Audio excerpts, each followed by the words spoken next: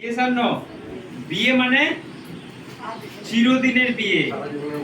বিয়ে মানে দুদিনের বিয়ে নয়, একদিনের বিয়ে নয়। বিয়ে হলো তারপর ওই পাল্টে দিলাম, এই যে আমার ভালো লাগছে না এটা পাল্টে নিয়ে আসে, এই এটা ভালো লাগছে না একটা অন্য নিয়ে আসে। এরকম কি বিয়ে মানে? আজকে যদি বিয়ে হয় আমার জন্য সারা জীবন একটাতেই আমাকে সন্তুষ্ট থাকতে হবে। কারণ ঈশ্বর, আমাদের ঈশ্বর একজন পুরুষের জন্য একটা স্ত্রী, একটা স্ত্রীর জন্য একটা পুরুষে নির্মাণ করেছেন। আদমের জন্য কটা হওয়া বানিয়েছিলেন? আর ডান দিকে একটা, বাঁ দিকে একটা দেখেছিলেন? মনে বলেছিলেন যে তুমি ইদন বাগানে ওর সঙ্গে থাকো আর ইদন বাগানের বাইরে একজনকে ফোন করবে, এরকম বলেছিল? এরকম নিশ্চয়ই বলে নাই। সেই জন্য আমাদের জন্য ঈশ্বর যা নির্মাণ করেছেন সেটাই আমাদেরকে করতে হবে। সেই জন্য আজকে আমরা ঈশ্বরকে সাক্ষী রেখে এখানে, এবং আমরা এখানে যতজন আছি 15-20 জনা, সবাইকার সাক্ষাতে আজকে আমাদের বিয়ে হবে। এখানে না থাকবে কোনো আগুন, না থাকবে কোনো গাছপালা, আর না থাকবে কোনো অন্য আদার্স কিছু। এখানে কে আছে? আমরা বিশ্বাস করি আমাদের সৃষ্টিকর্তা ঈশ্বর আছে। সেই জন্য ঈশ্বর কেমন মানুষকে বানিয়েছেন, আমরা বাইবেল বার করি, আদি পুস্তক বার করুন, ঝটাঝট পড়ি আমরা, কারণ এগুলো আমাদের জানতে হবে, তবে আমাদের বিয়ে করতে হবে। কারণ বিয়ে পাল্টানোর জিনিস নয়, এই আজকে ভালো লাগছে না বাইরে থেকে আবার একটা নিয়ে চলে আসবো, পয়সা আছে তো নিয়ে চলে আসবো। বাইবেল বলছে, আদি পুস্তক 2 অধ্যায়, বাইবেল বলছে নিজের স্ত্রীকে ছাড়া যে অন্য স্ত্রীর প্রতি খারাপ নজর দেয় সেই ব্যভিচার করবে। তাহলে আর বিয়ে করতে পারবে? দুটো বিয়ে করা মন আপনার জাগবে? নিশ্চয়ই জাগবে না। কিন্তু অন্য অন্য শাস্ত্র বলে যে তোমার 4টে করে বিয়ে করা যাবে, 7টা করে বিয়ে করা যাবে। আপনি যত বিয়ে করবেন তত আপনার আশীর্বাদ আসবে। কিন্তু আমাদের ঈশ্বর সেই জন্যই বলেছে যে তুমি মন্দ দৃষ্টি দিলেই তুমি ব্যভিচার করছো, তাহলে বিয়ে করা তো দূরের কথা। সেই জন্য আমাদের দৃষ্টি হবে স্ট্রেট। আমি আমার রাস্তা দিয়ে যাব, আমার দৃষ্টি হবে স্ট্রেট। আমার এদিকে একবার ও কি করছে, ও কি করছে দেখে যখনই আমার মধ্যে চিন্তা আসবে, সেটাই হচ্ছে পাপ, সেটাই হচ্ছে ব্যভিচার। সেই জন্য ঈশ্বর কেমন করে বানিয়েছেন? 2 অধ্যায় 24। এই কারণ মনুষ্য আপন পিতা মাতাকে ত্যাগ করিয়া আপন স্ত্রীতে আসক্ত হইল, এবং তাহারা একা মনে হইল। তাহারা এক দেহ হবে। অর্থাৎ এটা ঈশ্বরের তৈরি, এটা ঈশ্বরের নিয়ম। যে আদমের কোথা থেকে স্ত্রীকে বানিয়েছিলেন? আদমের পাঁজর থেকে। সেই জন্য নর থেকে নারী। সেই জন্য ঈশ্বর তাদেরকে যেভাবে বানিয়েছে তারা সারা জীবন এক থাকবে, কেউ তাদের আলাদা না করুক। অনেকজন চেষ্টা করে গুনতুক করবে, অনেক শ্বশুর শাশুড়ি আছে ভাগাভাগি করবে, অনেক বাবা মা আছে এদের খালি এলো বাস আর ঘরে ঢুকে গেল, এইবার ওরা নিজেদের গল্প আর আমাকে জল দেওয়া খেতে দেওয়া সব ভুলে গেল। অনেক পরিবার আছে স্বামী স্ত্রীর ভালোবাসাকে আলাদা করতে চায়। অনেক মা বাবা আছে ভালোবাসাকে, তাদের এই মিলকে, তাদের একসঙ্গে ঘুরতে যাওয়া, তাদের একসঙ্গে ফুচকা খেতে যাওয়াটা জেলাসি করে। অনেকজন আছে। কিন্তু বাইবেল কি বলছে? তাদের দুজনকে আলাদা আর কেউ না করুক। করতে পারবে না নয়, কেউ চেষ্টা না করুক। কারণ তাদের এই মিল, তাদের এই ভালোবাসা, তাদের এই ঘুরতে যাওয়া, তাদের এই একসঙ্গে ভালোবাসা, এইটার উপরে যেন কেউ হিংসা না করে। হালেলুয়া। কারণ এটা ঈশ্বরের নিয়ম, এটা ঈশ্বরের সৃষ্টি। সেই জন্য আদমের সঙ্গে একটা স্ত্রীকে বানালেন, তার নাম হবা। তারপরে আর কোনো স্ত্রী বানায় নাই। সেই জন্য আমাদেরকে একটা জিনিস দেখতে হবে, তারা বিবাহের পর তারা হবে দুজনা এক। তারা দুজনা এক, এবং সারা জীবন এই ভালোবাসাটাকেই নতুনত্ব করে রাখতে হবে। সেটা জানতে হবে নিজেদের মধ্যে।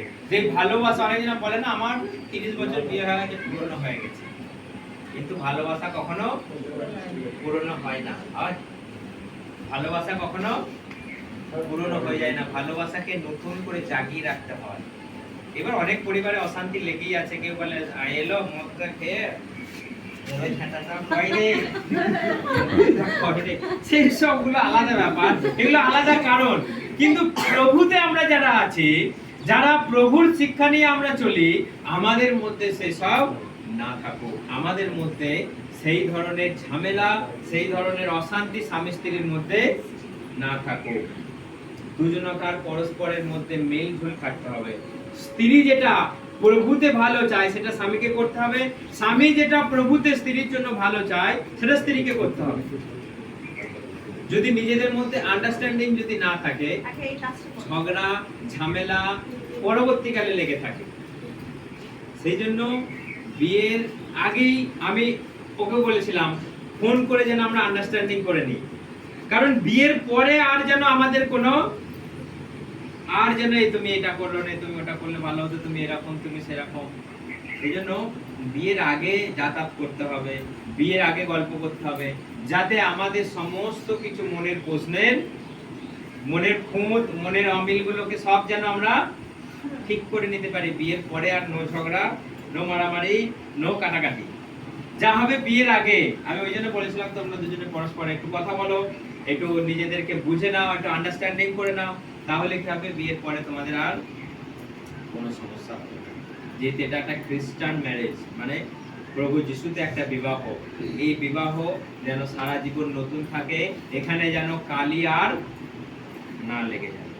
একটু একটু সরে চলো, একটু সরে চলো, তুমি একটু এদিকে সরে চলো, একটু সরে চলো। এর হচ্ছে দুজনা, ঠিক আছে? আমি যদি মাঝখানে এখানে বসি, তার মানে কি হলো ব্যাপারটা? কি হলো ব্যাপারটা? হ্যাঁ, মাঝে থার্ড পারসন, এই দুজনের মাঝখানে থার্ড পারসন একজনা চলে এলো, তখনই এদের দূরত্বটা বেড়ে গেল। এই দূরত্বটা যখনই তৈরি হবে, তখনই স্বামী স্ত্রীর মধ্যে অশান্তি শুরু হয়ে যাবে। কেন দূরত্বটা তৈরি হলো? থার্ড পারসন আমাকে জায়গা দিল। থার্ড পারসন কিন্তু কোনো মানুষ হতে পারে, কোনো জিনিস হতে পারে, যে কোনো উপায় হতে পারে যে স্বামী স্ত্রীর মধ্যে সম্পর্ক দূরত্ব তৈরি করতে পারে। সেটা ফোন হতে পারে, সেটা কোনো অন্য মানুষ হতে পারে, সেটা ওর জীবনে হতে পারে, হয়তো এর জীবনে কোনো মেয়ে, ওর জীবনেও হতে পারে হয়তো এর জীবনে, মানে ও ভাবতে পারে কোনো ছেলে। সেই জন্য স্বামী স্ত্রীর দূরত্ব তৈরি হওয়ার আরেকটা মাধ্যম হচ্ছে কি? সন্দেহ। সন্দেহ যখনই আসবে তখনই দূরত্ব তৈরি হবে।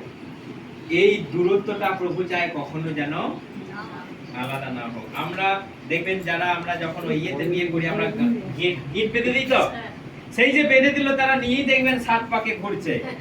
গিট বেঁধে দিলাম, কিন্তু আমরা গিট বাঁধবো না, আমরা মনের গিট বেঁধে দেবো। Hallelujah, hallelujah.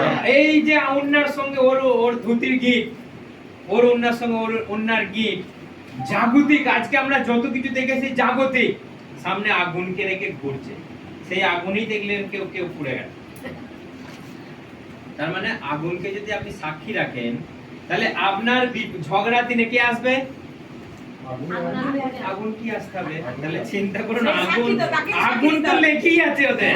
আবার যদি আগুন আসে বিচার করতে, আরো আগুন লেগে যাবে। তাহলে কোথায় ভুলটা করছি আমরা?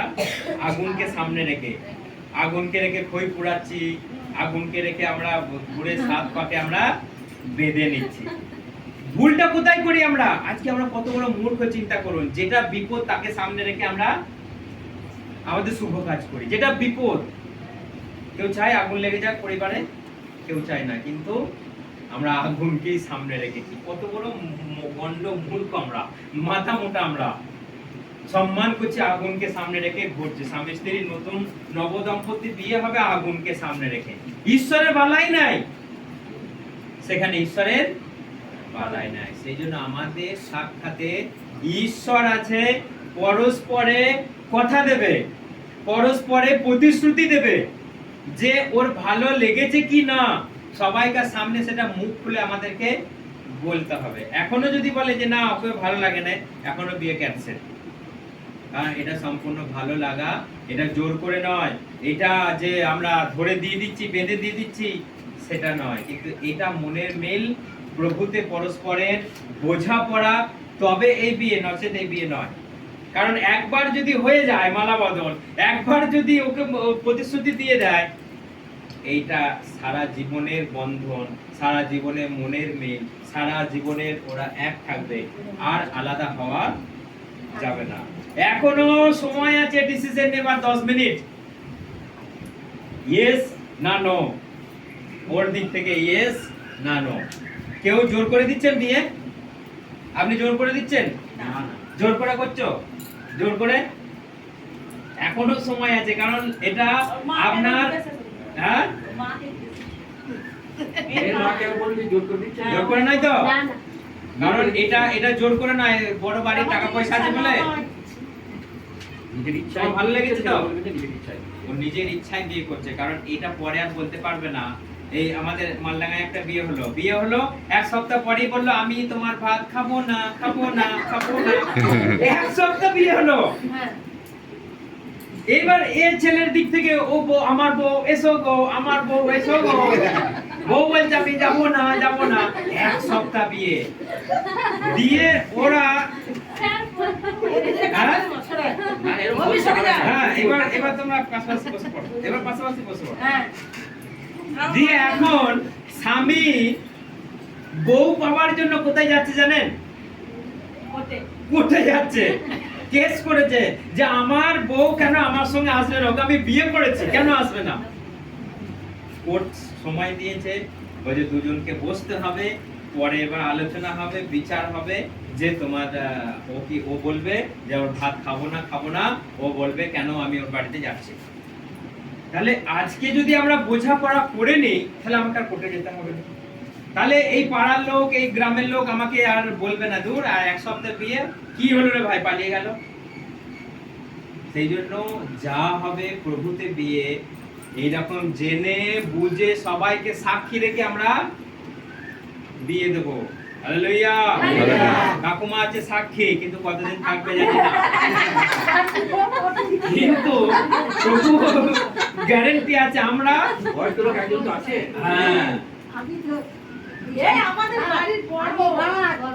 ঠাকুমা নাতি নাতনি দেখবি, এটা শিওর। তো সেই জন্য তো এইটা হচ্ছে তোমার ঠাকুমাই হয়তো, ঠিক আছে। সেই জন্য সব থেকে বয়স্ক আছে সাক্ষী, কিন্তু কতদিন থাকবে আমরা এটা গ্যারান্টি দেবো না। সব ঈশ্বরের দয়া, ঈশ্বরের ইচ্ছা। কিন্তু আমরা তো কয়েকজন আছি, যতদিন থাকবো মোট কথা আমরা যেন দেখি এইভাবেই পাশে বসে আছে, কখনো যেন দেখি না যে ওরা দূরে দূরে বসে আছে, ওইদিকে এইরকম যেন জীবনে কখনো না হয়। যদি হয় তাহলে সেই বিয়ের কোনো দাম নাই, যদি হয় সেই স্বামী স্ত্রীর মধ্যে কোনো লাভ নাই। সেই জন্য ঈশ্বর যেটা তৈরি করেছে সেটা আমাদের মানতে হবে, মানতেই হবে। আপনি আরেকটা বাইবেল বার করুন, হিতোপদেশ। অনেক বিবাহ সম্বন্ধে অনেক পড়া আছে, কিন্তু আপনারা তাড়াতাড়ি বাড়ি যেতে হবে। হ্যাঁ, হিতোপদেশ বার করুন, 12 অধ্যায় 4, 12 অধ্যায় তাড়াতাড়ি। হ্যাঁ পড়ুন। বলছে গুণবতী স্ত্রী স্বামীর মুকুট স্বরূপ, হ্যাঁ, কিন্তু লজ্জা দেয়নি তাহার সকল অস্তিত্ব বচন স্বরূপ। অর্থাৎ মানে বুঝতে পারলেন সবাই, যে গুণবতী স্ত্রী স্বামীর, মানে সব সময় আমি বউকে বাইকের পেছনে চাপিয়ে নিয়ে যাওয়ার মতো স্ত্রী যদি হয় তাহলে নিয়ে যাবো। কেউ কেউ বউকে নিয়ে যেতে লজ্জা পায়। আমাদের একজন ছিল, তার বউ এরকম, সে সাইকেলে চাপাতে গেলে সাইকেল এরকম উলাট হয়ে যায়, সেই জন্য সব জায়গায় নিয়ে যেতে পারে না। তো সেটা একটা আলাদা শারীরিক দিক থেকে। কিন্তু ওরা যদি আমার ক্যারেক্টারে যদি এসে যায়, যদি কারো স্ত্রী দুবার ধরা পড়ে যায়, কেউ আর নিয়ে যাবে বেড়াতে, সবাই লোকে কি বলবে, মেয়ে গো দুশ্চরিত্রা মহিলাকে নিয়ে আবার ঘটা দেখো পুচকা খাচ্ছে, বলবে না? বলবে না? সেই জন্য এখানে বাইবেল বলছে গুণবতী স্ত্রী হতে হবে, মানে ক্যারেক্টার, মানে চরিত্র, মানে প্রভুতে আচরণ যদি আমাদের ঠিক না থাকে, তাহলে সেই স্ত্রী স্বামীর পছন স্বরূপ, মানে স্বামীর হাড় গড়ে পছন ধরে গেছে। সেই রকম হচ্ছে যে স্ত্রী নষ্টা, যে স্ত্রী ওই রকম ঝগড়া ঝামেলা করে, বাড়িতে সে স্ত্রী ইউজলেস। আর একটা বার করুন আপনি 11 অধ্যায়, একটু পেছিয়ে যান, একটা পাতা এগিয়ে যান। 11 অধ্যায় কত? হ্যাঁ 22 পড়ুন, 11 অধ্যায় 22। হ্যাঁ। যেমন সুপুরের নাসিকায় সুবর্ণের নথ, তেমনি সুবিচার ত্যাগিনী সুন্দরী স্ত্রী। তার মানে কি বুঝলেন? খুব সুন্দর, রূপ ফেটে পড়ছে, ঝকঝক করছে, কিন্তু সে কে? তার মধ্যে ভালো গুণ নেই, তার মধ্যে ভালো চরিত্র নেই, তার মধ্যে প্রভুতে ভালো শিক্ষা নেই। সে একটা বাজে ঝগড়াটে, কেবল সব বিষয়ে খুঁত ধরে, সব বিষয়ে ঝগড়া লাগায়, তুমি এই তুমি তাই, সব বিষয়ে তুলনা, সব বিষয়ে ঝগড়া। তার মানে যতই রূপ থাকুক তার গুণ নষ্ট। তার কার সঙ্গে তুলনা করা হয়েছে? একটা শুয়োরকে যদি আপনি সুন্দর সোনার নাককাঠি পরিয়ে দেন, হ্যাঁ সে কি খাবে বড় কথা নয়, মানাবে তাকে প্রথম কথা বলুন। হ্যাঁ একটা শুয়োরকে সুন্দর নথ পরিয়ে দিন, মানাবে? হ্যাঁ সে সোনার নাককাঠিটা বুঝতে পারবে না, গিয়ে দেখবেন কচুগুনে হুঁট কাটছে। যখনই হুঁট কাটে গেল সোনার নাককাঠি আউট। অর্থাৎ সে তার মূল্যই জানে না যে সোনার নাককাঠিটা শুয়োরকে পরানো উচিত নয়, সে তার দাম দিতে পারবে না। সেই জন্য একটা স্ত্রী কখন স্বামীর মাথায় মুকুট স্বরূপ, যখন তার গুণ থাকবে, যখন তার চরিত্র থাকবে, যখন তার স্বভাব ভালো হবে। আর কথায় কথায় ঝগড়া, কথায় কথায় খুঁত ধরা, তুমি এটা তুমি সেটা তুমি তাই, সেই পরিবারে ঝগড়া লাগবে, সেই পরিবারে অশান্তি তৈরি হবে।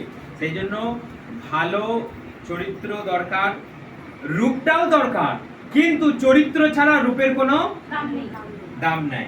রূপ না থাকলেও যদি গুণ থাকে, সেটাই হচ্ছে আসল জিনিস।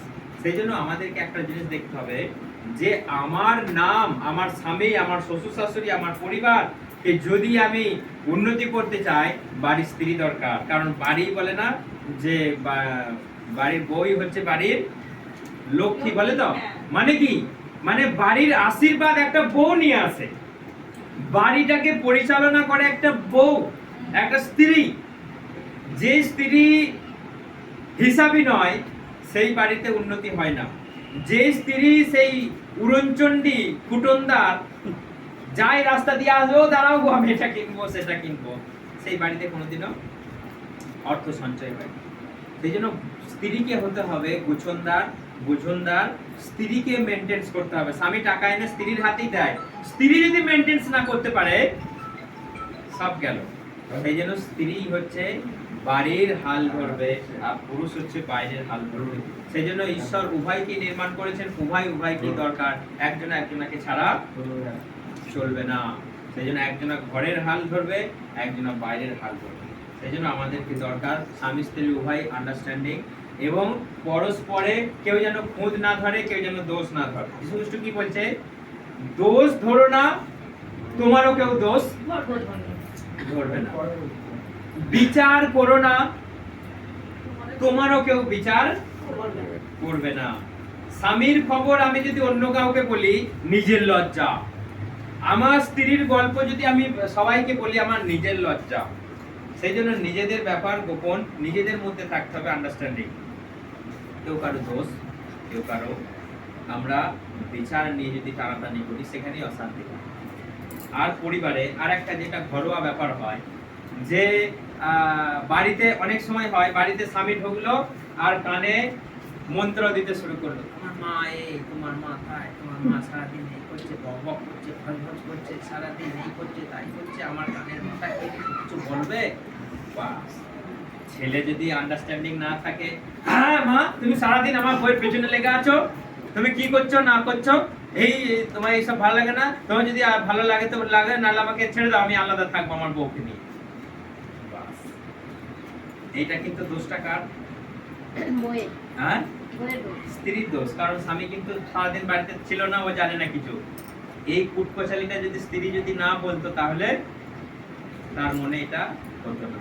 সেই জন্য আমাদের পরিবারকে এক করতে রাখতে গেলে, সবাইকে মিলেমিশে চলতে গেলে, সব সময় দোষ কানের উপরে মন্ত্র দিলে হয় না। আমাদেরকে বুঝিয়ে পারিয়ে নিয়ে পরিবার। এটা আমি ঘরোয়া বা আমাদের মধ্যে যেগুলো ঘটে আমি সেইগুলো বলছি, যে আমাদের মধ্যে সেইগুলোকে বোঝাপড়া মিল ঝুল করে আমাদেরকে চলতে, ঠিক আছে? তো সেই জন্য ঈশ্বর যেটাকে আমাদেরকে দিয়েছে সেইটা যেন আমাদের কখনো, তোমরা বাড়ি যাওয়ার তাড়াতাড়ি আছে নাকি? হ্যাঁ, এখানে?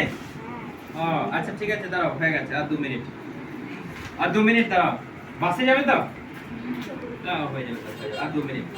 সেই জন্য আমরা যেটা আমরা নিয়ম, প্রভুর নিয়ম, আমরা সেটাই করব।